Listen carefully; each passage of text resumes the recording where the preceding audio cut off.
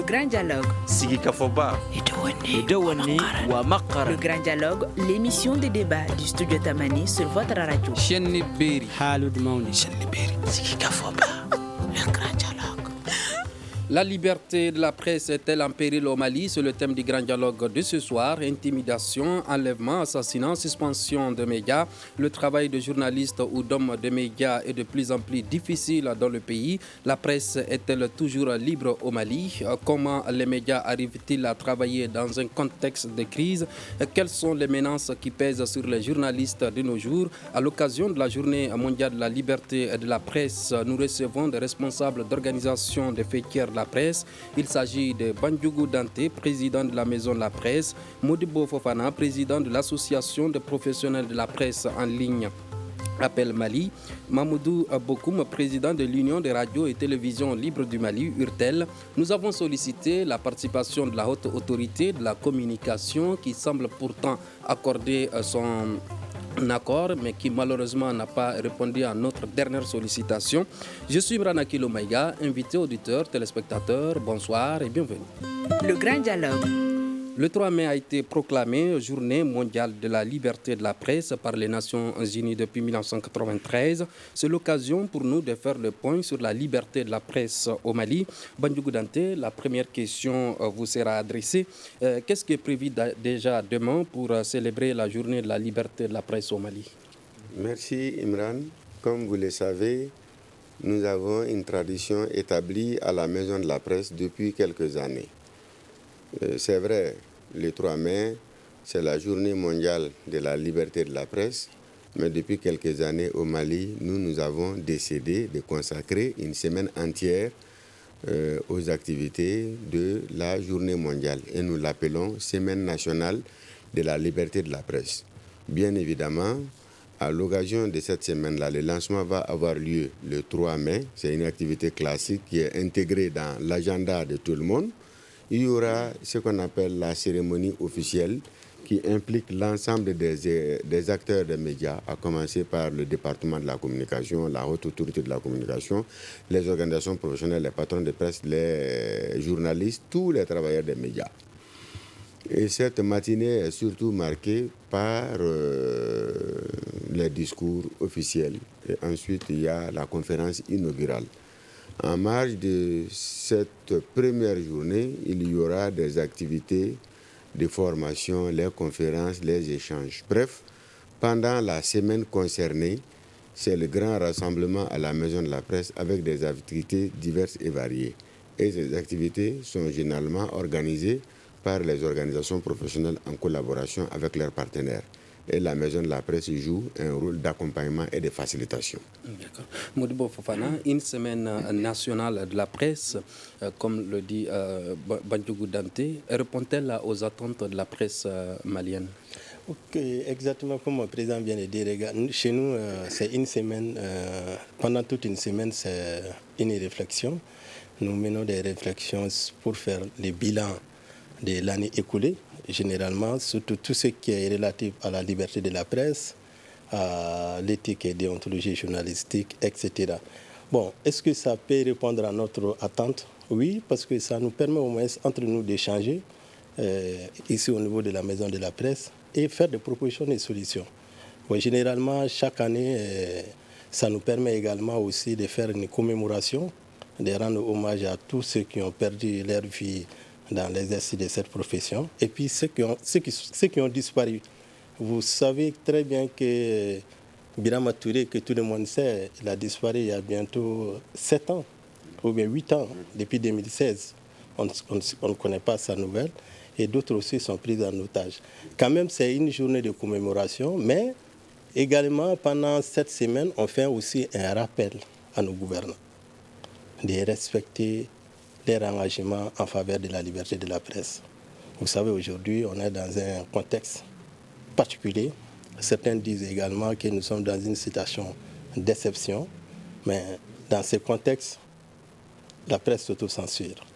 Si la presse s'autocensure, on ne peut pas parler de la liberté de la presse. Je ne dirais pas que cette liberté de la presse est en danger, mais il y a une pression sur la tête des journalistes dans un contexte particulier du Mali. D'accord. Bokoum, vous êtes responsable de 500 radios sur l'ensemble du territoire national, membre de l'Union des radios et télévisions libres du Mali. Que représente pour vous cette journée du 3 mai? Merci beaucoup. C'est 451 radios. Je commence par rectifier cela. Cette journée, vous savez, c'est surtout le partage d'expériences qui va avoir lieu entre les aînés et les moins âgés qui viennent d'embrasser ce métier. Ça, c'est le premier aspect. Deuxième aspect, il s'agit pour nous vraiment de réfléchir profondément, voir comment garantir cette liberté que nous avons acquis, en tout cas surtout au Mali, au prix du sang des Maliens.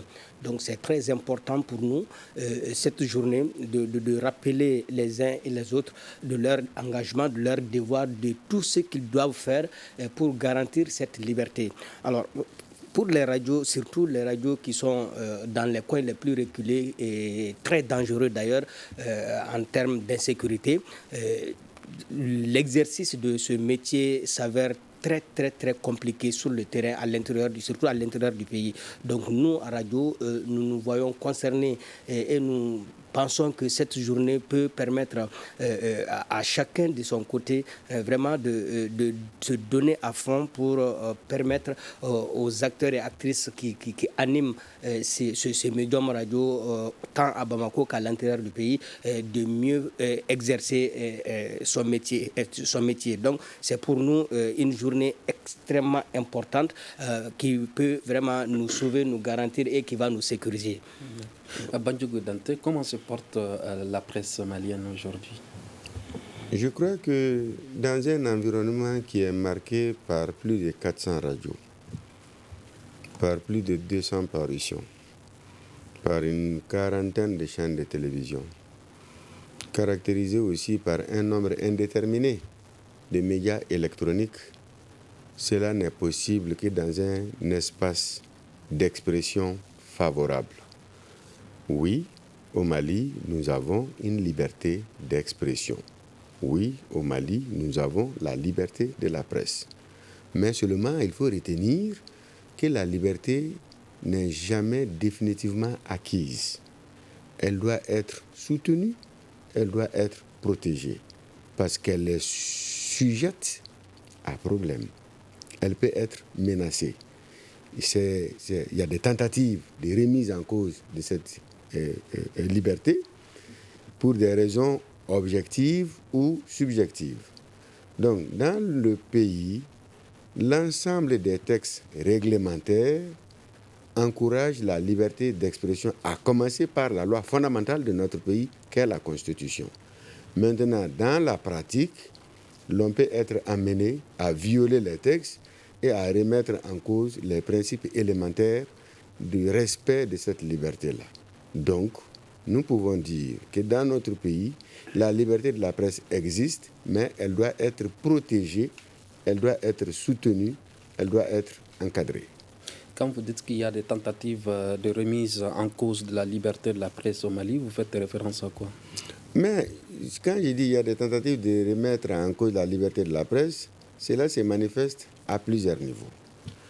Premier niveau, on a créé des médias qu'un ami appelle des médias asymétriques.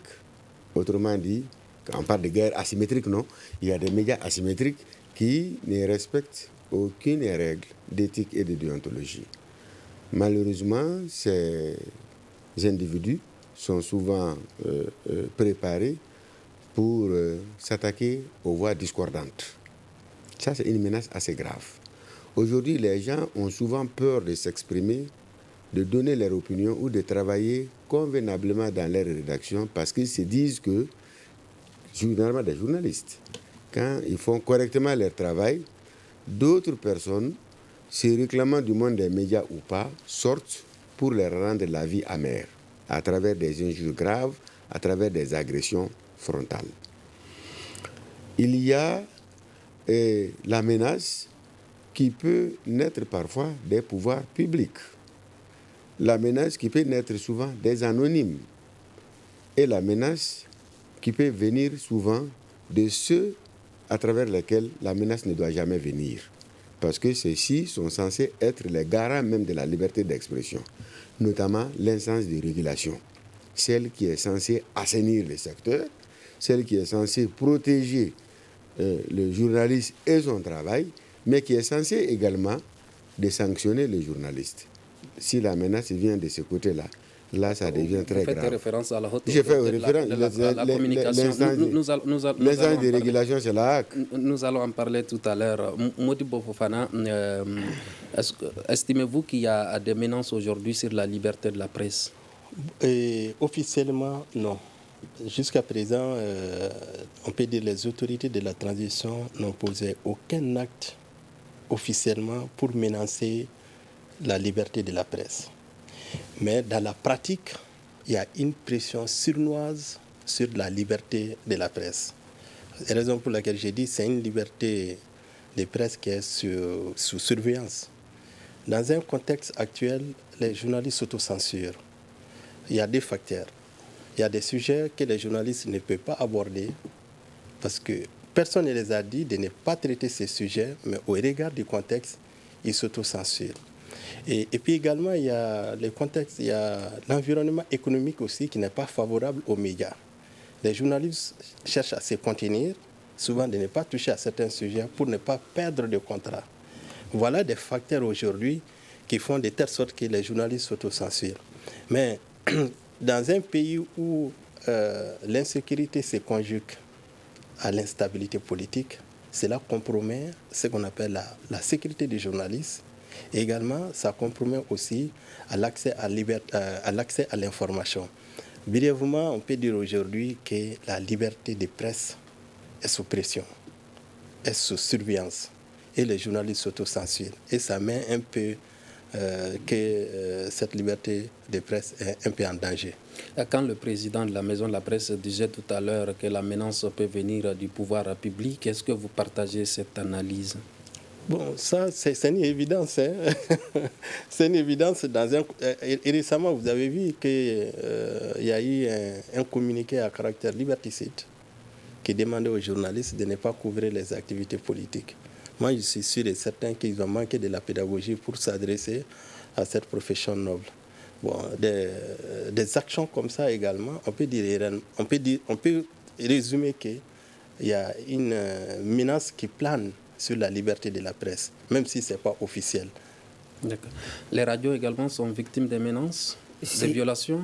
Elles sont les plus grandes victimes d'ailleurs, comme je l'ai dit, vu leur présence sur la quasi-totalité du territoire. Nous, ça se trouve à 2-3 niveaux. Le premier niveau, toutes les parties belligérantes de cette crise planent leurs menaces sur les radios, en tout cas à l'intérieur du pays, surtout au Mali plutôt. D'abord, il y a la pression des pouvoirs publics. L'autocensure, c'est plus grave que la censure elle-même parce que on est en train de se priver de nos propres droits. Donc ça, c'est plus grave. Parce que, pourquoi on le fait? Parce que chacun connaît l'environnement dans lequel nous évoluons aujourd'hui. Donc c'est très compliqué pour nous de toucher. Modibo en a fait cas tout de suite d'aborder un certain nombre de sujets. Souvent, on le fait pour le respect de l'éthique. Souvent, on le fait par peur de faire face aux instruments juridiques. Il y a cette pression au niveau des pouvoirs publics. Deuxièmement, il y a les groupes armés qui sont là, les détenteurs, il y a les milices d'un côté, les groupes de l'autre côté. Ces deux groupes aussi constituent une menace parce qu'ils limitent le mouvement des acteurs de médias qui sont sur le terrain. Donc, il y a cette pression. Ensuite, il y a la pression sociale qui est là, parce qu'il y a des individus, on ne peut pas avoir une voix discordante à leur soutien. C'est un peu compliqué. Aujourd'hui, quand vous regardez l'environnement médiatique, le paysage médiatique aujourd'hui, le paysage, le domaine de l'information aujourd'hui, toute personne ou tout journaliste qui veut aller à contre-courant d'un certain nombre d'idées, il va être exposé à la vindicte d'un certain, on ne dirait pas le public, on ne dirait pas le peuple, d'un certain nombre d'individus qui sont là pour vraiment pour contribuer à nous mettre la pression davantage. Donc les radios, à notre niveau, c'est plus compliqué à mon sens que les autres médias parce que nous sommes non seulement plus proches des populations et des populations qui difficilement comprennent souvent l'analyse que les hommes des médias apportent pour éclairer l'antenne des citoyens. Beaucoup de gens ne comprennent pas le sens d'une analyse et ils assimilent ça à être contre ou à être soutien de X ou de Y. Et cette pression, vraiment, ça rend difficile, hein, très très difficile d'ailleurs, le travail des hommes de médias qui sont sur le terrain. Donc nous, on souffre triplement, quoi. Donc c'est un peu compliqué. Au regard de tout ce que vous venez d'affirmer, comment les radios parviennent à supporter ces différentes pressions du pouvoir public et des hommes armés? Vous savez, il faut être très intelligent dans tout ce qu'on fait aujourd'hui. Les radios, c'est vrai, nous appartenons à la communauté. Il y en a 1001 sujets qu'on peut traiter. Il y a l'approche qui est importante. Il faut savoir, il faut connaître ton environnement, s'intéresser à l'actualité de proximité, s'intéresser aux difficultés auxquelles font face les populations dans lesquelles ces médias-là sont implantés. Donc, il y a beaucoup d'astuces qui nous permet vraiment d'éviter de toucher un certain nombre de sujets. C'est ça le problème, parce que la situation institutionnelle et politique intéresse aussi les populations. Mais nous mettons la pression, nous mettons vraiment toute la pression pour éviter de toucher un certain nombre de sujets. Des deux choses l'une. Soit parce qu'aujourd'hui, il y a l'interaction entre les radios et les citoyens. Si on veut traiter un sujet en interactivité, les dérives, vraiment, on est bonjour les dégâts. Il y en a d'autres qui vont jusqu'à même insulter sur les antennes. C'est très compliqué. Donc, nous, l'approche qu'on a eue, on a essayé de développer, de faire le choix, hein, d'un certain nombre de sujets que nous devons traiter à l'intérieur. Donc, on doit donner toutes les informations aux populations, mais on a décidé de faire le choix de traiter un certain nombre de sujets et de laisser tomber d'autres sujets pour ne pas faire face à des difficultés qui peuvent nous compromettre ou qui peuvent nous créer un certain nombre de problèmes. Président Danti, des cas de violation de la liberté de la presse vous ont-elles été rapportés? Bon, nous avons un système de monitoring à la Maison de la Presse qui consiste à recenser des cas de violation de la liberté de la presse qui sont constatés. Il faut reconnaître que les cas les plus fréquents se rencontrent dans les zones d'insécurité où il y a parfois la présence de différents groupes armés. Et là, à ce niveau, où parfois la présence de l'État n'est pas véritablement réelle. Donc dans ces zones-là, des cas de violation peuvent être constatés. Maintenant, dans les centres urbains, principalement à Bamako, qui englobe d'ailleurs l'essentiel de l'activité médiatique, ce qui a été dit par mes deux frères, notamment la manière tacite d'exercer la pression est sentie sans pouvoir le prouver. Les menaces, les intimidations et les appels anonymes sont là, l'autocensure. Mais en toute honnêteté, il faut reconnaître que nous évoluons dans un environnement où le principe de la liberté de la presse et de la liberté d'expression n'est pas remis en cause. Le principe n'est pas remis en cause. Mais il y a des tentatives de musulmans qui se font tous les jours. Qu'est-ce qui explique ces tentatives-là sur la presse malienne? Bon, honnêtement, on ne peut pas obliger quelqu'un qui n'est pas démocrate d'être démocrate. Les tentatives des musulmans visent surtout à cacher les mauvais comportements, à protéger les mauvais comportements cachés. Et quand on veut empêcher les journalistes de toucher à certains sujets, quand on veut empêcher les journalistes de faire certaines révélations, et naturellement, ça ne va pas plaire à beaucoup, qu'ils soient du monde politique ou pas. qu'ils soient du monde institutionnel ou pas. Ça, c'est des réalités qu'il faut se dire. Maintenant, il y a des cas de conscience aussi. Nous ne sommes pas un pays normal. On a beau être journaliste indépendant, il faut être d'abord d'un pays. Et nous sommes maliens avant d'être journalistes. Ça, je n'ai pas honte, je n'ai pas peur de le dire. On est maliens avant d'être journalistes. Maintenant, dans un pays en guerre où des enfants de ce pays vont donner leur poitrine aux balles pour protéger les autres, ce n'est pas le moment de procéder à des activités de démoralisation de cette activité ou de tisser une certaine complicité avec des puissances ennemies pour saper son propre pays. Cela est inadmissible. Cela est inadmissible. Nous considérons que tous les hommes des médias sont sincères, sont de bonne foi, font un travail de qualité, mais nous invitons les uns et les autres à la responsabilité et à la prise de conscience en comprenant que les enjeux qui nous entourent sont parfois au-delà de nos petites personnes. Je prends votre mot en guillemets. Quand vous dites on empêche les journalistes à toucher à certains sujets, est-ce que la presse malienne est suffisamment professionnelle pour toucher à certains sujets dont vous parlez? Bon, je pense que j'ai l'habitude de le dire. Dans cette presse malienne, il y a l'excellent, le très bon, le mauvais et le franchement mauvais. C'est-à-dire? Ça veut dire que de la même manière qu'il y a des gens qui font correctement le travail technique, ils sont dotés également d'une conscience professionnelle extraordinaire. Cohabitent également le mauvais travail et l'inconscience professionnelle. Maintenant, ce qu'il faut dire,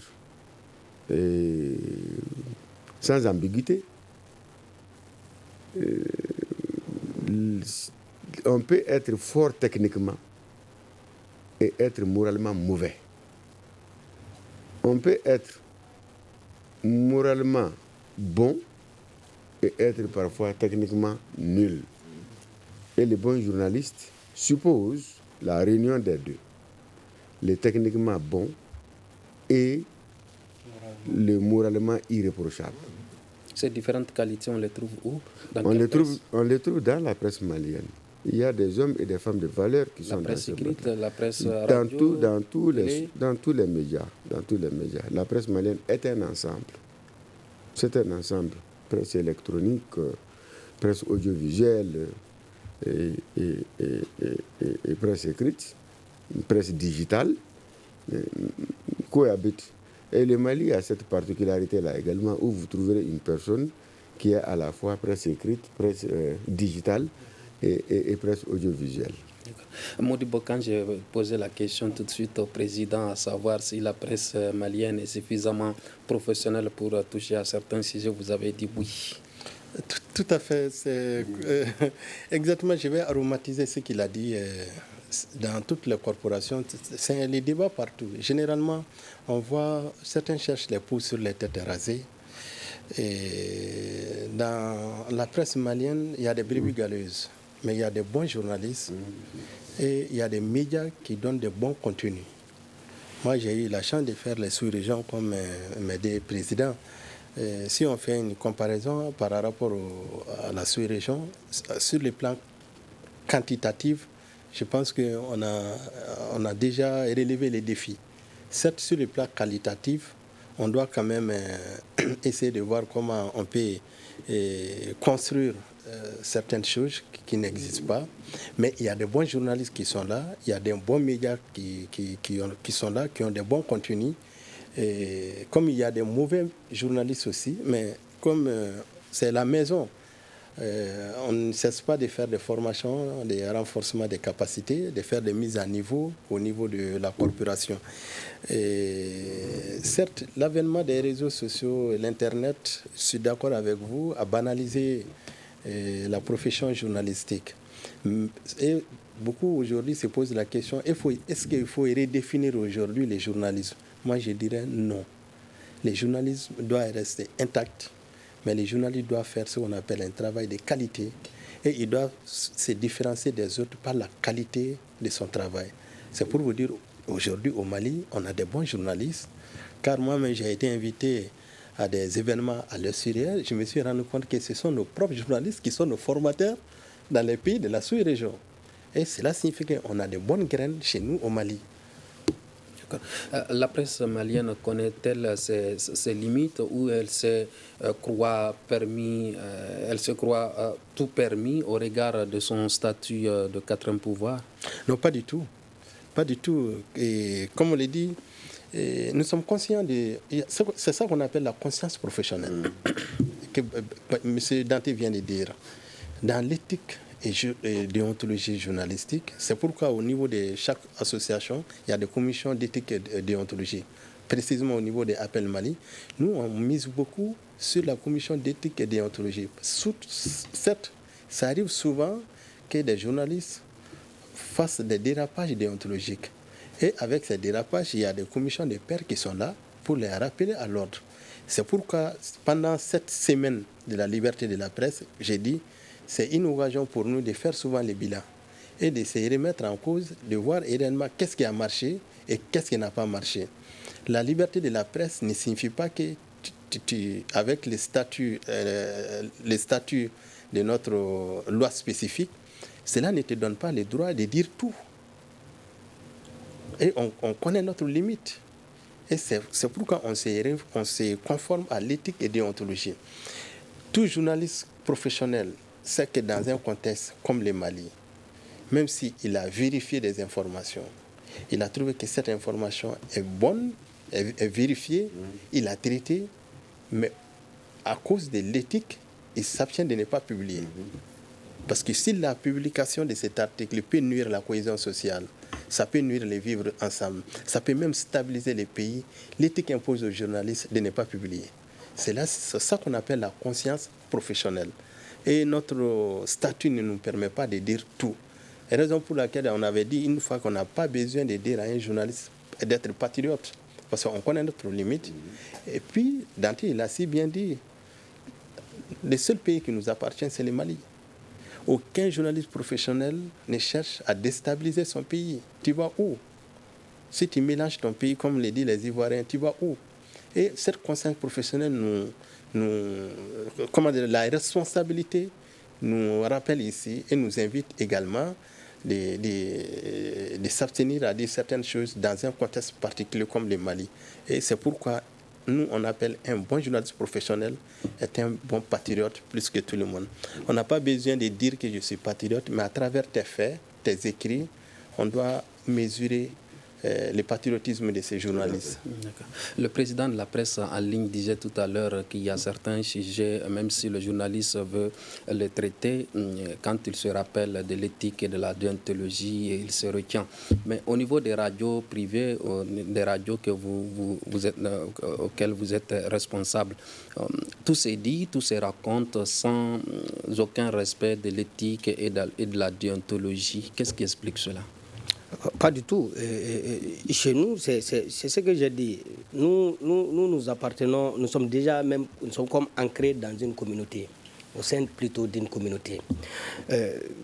Vous savez, le traitement des sujets a besoin d'un certain nombre de critères, notamment d'abord la vérification, sur la véracité de l'information, dans la circonscription dans laquelle on évolue.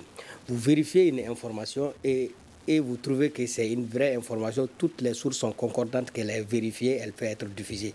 Mais cette information diffusée là, toi tu te trouves dans une communauté. Si tu diffuses cette information et que ça peut compromettre un peu, ça peut créer une mésentente dans cette même communauté, à quoi bon de diffuser cette information?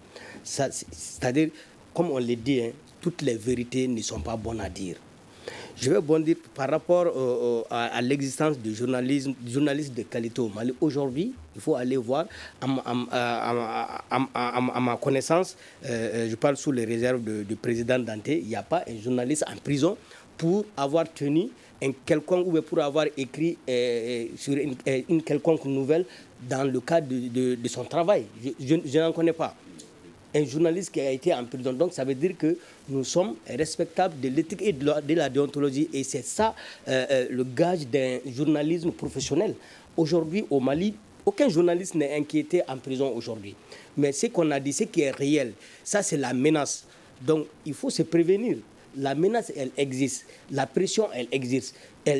Donc, qu'est-ce qu'il faut? Il faut vraiment que chacun respecte son engagement pour que cette liberté de la presse, comme je l'ai dit, acquise au sacrifice ultime, pour que cette liberté de la presse et la liberté d'expression demeurent au Mali, afin que les gens puissent donner leur point de vue sur des sujets concernant la vie de leur nation. Au niveau des radios, je crois que les radios c'est-à-dire surtout les radios de proximité, tu n'as même pas le choix d'éviter de toucher un certain nombre de sujets toi-même. Et c'est que, contrairement à ce que les gens pensent, les radios ne disent pas tout. Non. Elles respectent ces codes déontologiques, c'est ça qui nous guide. En plus de ce code, c'est tellement que nous voulons que ce métier soit professionnalisé, nous avons élaboré une charte d'antenne spéciale qui s'ajoute au code éthique de la presse qui existe déjà.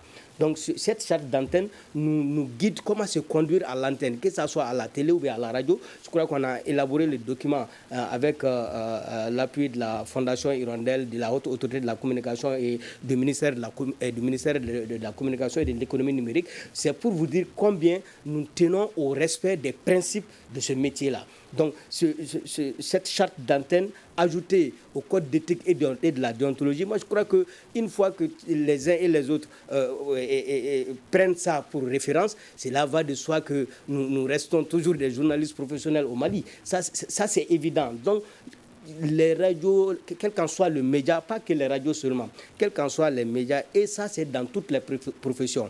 Dans toutes les professions, il y a ce qu'on appelle le code d'éthique.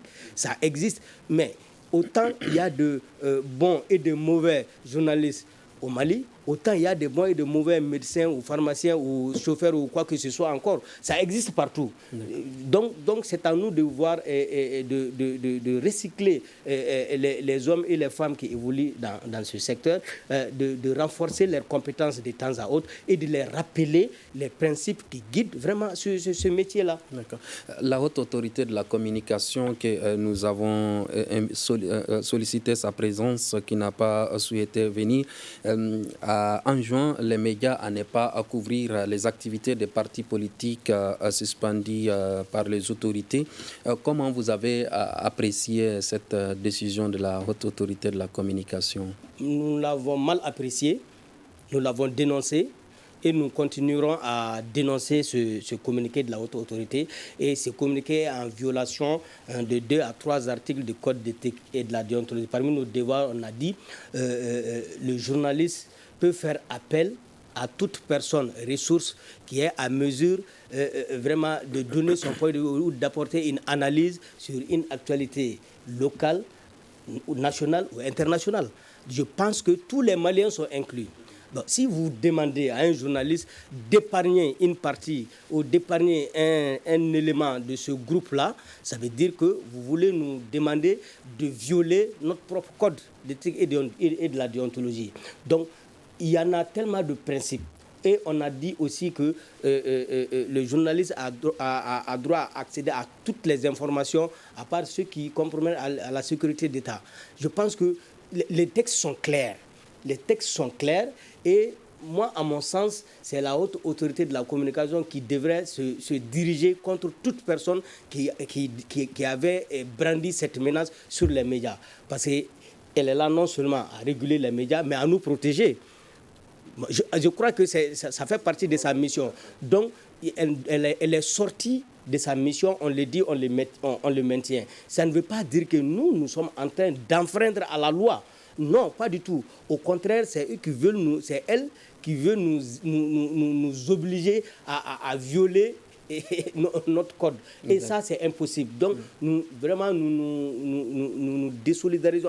Nous ne sommes même pas solidaires. Nous condamnons avec la dernière rigueur cette attitude de la Haute Autorité de la Communication et nous maintenons notre position et nous ne laissons jamais personne venir mettre en cause cette liberté d'expression et de la liberté de la presse que le Mali a déjà acquis. D'accord. Président, vous avez déjà commencé avec cette décision de la Haute Autorité de la Communication. Quelle appréciation faites-vous de cette décision? Bon, je crois quand même que notre appréciation, elle est déjà connue, nous l'avons exprimée, nous l'avons écrit, nous l'avons partagée, nous l'avons diffusée. Et si vous me permettez, franchement, je préfère ne plus commenter ce qui s'est passé. Peut-être dire aux médias la position qui est de ne pas respecter ces communiqués. C'est ce principe qui est arrêté et nous allons continuer avec ce principe-là. Et depuis lors, quel rapport gardez-vous avec la haute autorité de la communication? Nous n'avons aucun problème avec la haute autorité de la communication, aucun problème. Ils ont produit un communiqué et nous avons dit que nous ne reconnaissons pas ce communiqué. Et je pense que cela est compris parce que personne n'a été sanctionné pour ça. Parce qu'il n'y a pas à sanctionner pour ça et les gens continuent à faire leur travail. Donc franchement, avec tous les respects que j'ai pour vous, si on peut éviter cette question qui, à notre sens, n'a plus sa raison d'être, quoi, à mon avis. Mon avis. On dit dans un régime d'exception, on est dans un régime d'exception, comme on le dit, dans un régime d'exception, on doit prendre des dispositions exceptionnelles. Est-ce que la presse malienne en tient compte? S'il vous plaît, vous allez m'obliger à parler. Honnêtement, ce qui s'est passé, il y a eu de la manipulation. Quelle manipulation? Un gouvernement a pris un décret en bonne et due forme. Ce décret s'intéresse aux partis politiques. Nous ne sommes ni visés ni concernés. On peut être visé par une mesure, mais d'autres sont concernés. Comme on peut être concerné par une mesure et ne pas être visé.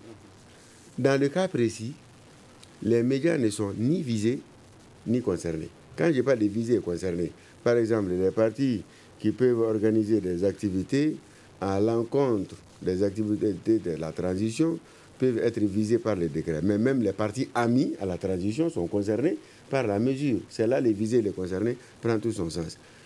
Le nom des médias n'a pas été cité par le gouvernement dans son décret.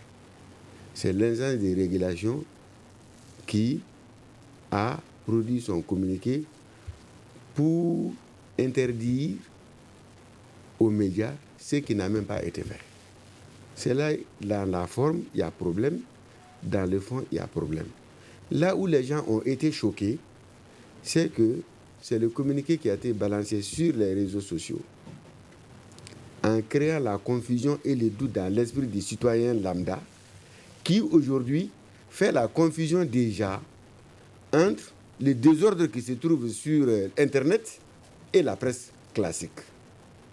Donc, l'instance de régulation qui est censée protéger la presse ne l'a pas fait, ne l'a pas respectée, pour n'avoir pas discuté avec elle d'abord et trouver les éléments de langage nécessaires pour la bonne application d'une mesure, ou pour même avoir envoyé une correspondance à des partenaires. Nous sommes des partenaires, pour que nous nous comprenions. Et ce que les gens ne doivent pas oublier, la HAC ne se situe pas en dehors de nous. La HAC, c'est nous, là. C'est nous-mêmes, la HAC. C'est nous-mêmes qui avons nos représentants là-bas. D'accord. Vous comprenez? Les gens que nous avons désignés. Mais ce qui nous paraît inadmissible, quand des individus fabriqués sont utilisés pour aller porter un message dont ils ne comprennent même pas la teneur, c'est parce que quelque part, l'instance de régulation a voulu livrer la presse aux réseaux sociaux, comme il en est de coutume, malheureusement, dans notre pays de plus en plus. On livre des individus, des personnalités, et on commence à livrer des structures aux réseaux sociaux. Maintenant, on veut livrer la presse à des individus de mauvaise foi pour tromper l'opinion. C'est là où il y a la révolte.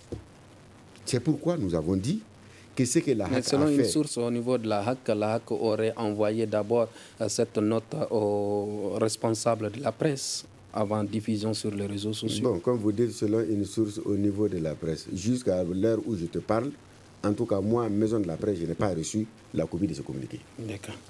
Bon, maintenant, c'est pourquoi nous avons dit clairement que ce qui s'est passé, les autres sont là, peuvent confirmer s'ils ont reçu la correspondance ou pas. En tout cas, nous, on ne l'a pas reçu.